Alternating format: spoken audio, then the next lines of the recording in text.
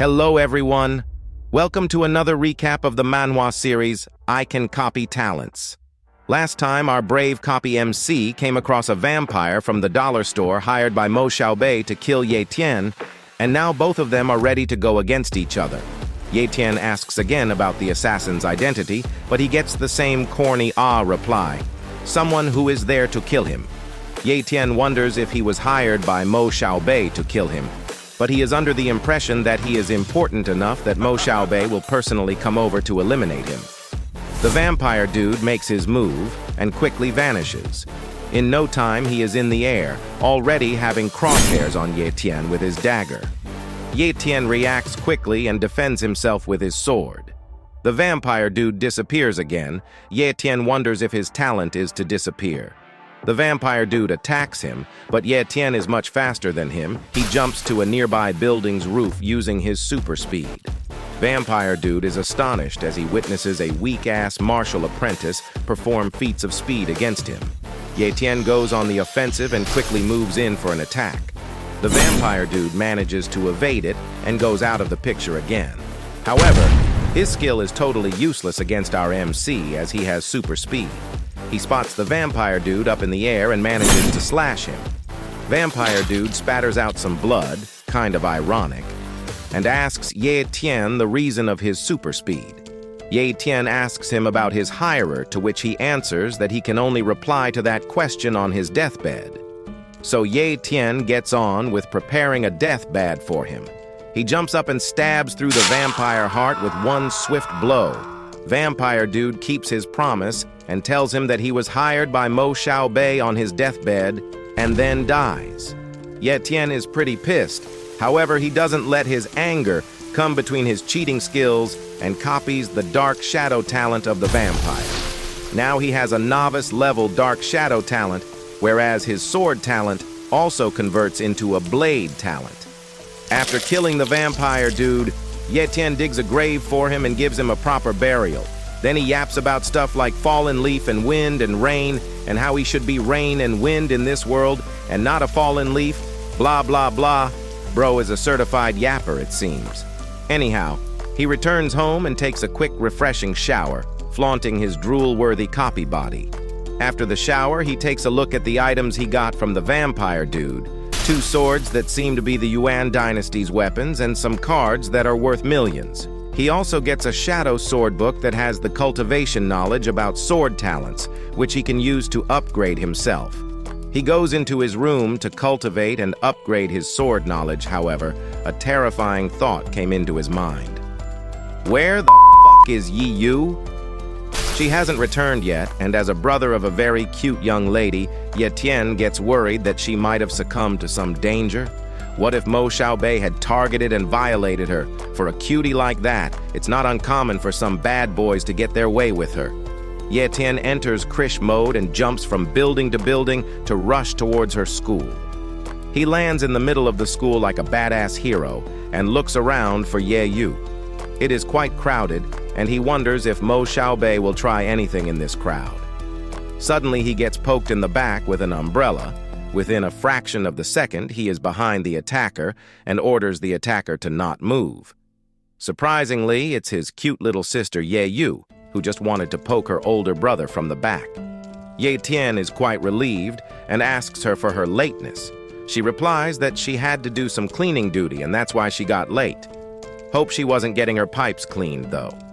Mo Xiaobei is nearby, sitting in a car observing the sibling duo, wondering what the hell is Ye Tian doing alive.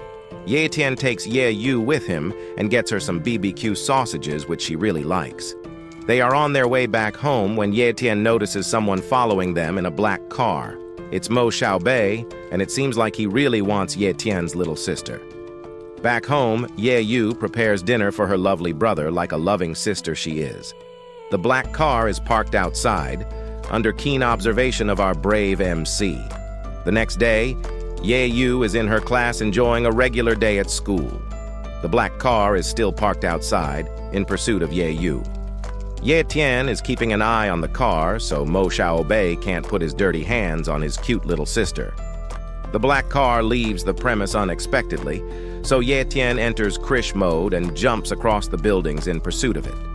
The car reaches an abandoned warehouse, and a person comes out of it and goes into the building.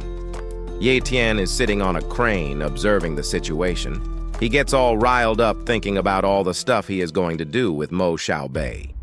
Inside the warehouse, a poor soul is getting beaten up by Mo Xiaobei's thugs. He had borrowed some money from Mo Xiaobei and wasn't able to return it on time. So, to put some sense in him, Mo Xiaobei resorted to old-school methods. The man begged for mercy, but Mo Xiaobei is one ruthless bastard. He wasn't going to let someone slide with his money. The big mean lackey returned from stalking Ye Yu, so Mo Xiaobei asked him about the shadow assassin. Lackey replied that he hasn't been able to contact him. Ye Tian is using the shadow ability to conceal himself and eavesdrop on their talk. Angry, Mo Xiaobei stomps the living life out of the poor man. Next is the big mean lackey's turn as he gets belly punched by Mo Xiaobei for not doing his work properly. Ye Tian springs into action and takes Mo's head off in one single clean sweep, with an evil smile on his face. That was kind of anticlimactic, to be honest, but well, what can be expected of a manhwa that is nothing but a copy of other famous anime? After the lame-ass execution of Mo Xiaobei, his goons are in shock. The big lackey is in disbelief as to how a lowlife like Ye Tian is able to use shadow assassin techniques. Ye Tian moves towards the big lackey, emanating a huge aura around him. He ignores the blabber coming from the lackey and goes straight in for the kill shot, killing the big dude in a single slice. He swipes his dagger clean with a cloth with the word "dark" written on it and throws the cloth on the scene. Ye Tian then leaves the scene in Krish style. 1 hour later, Mo Daddy arrives on the scene. His lackeys find the cloth thrown by Ye Tian and think that this deed might be done by a shadow assassin as they are in possession of these type of clothes. The Mo Daddy asks the Mo Elder, an elderly dude that doesn't look that elderly, buffed up like hell and the only veteran martial artist of the Mo family. Mo Daddy grieves in his feet about the death of his son. Mo Elder tells him to stand up, but Mo Daddy prefers to grovel in his feet and goes on about how his son was on his way to becoming the veteran martial artist, just like the Mo Elder. Mo Daddy gives Mo Elder the cloth found on the crime scene and asks him to help him take revenge for his son.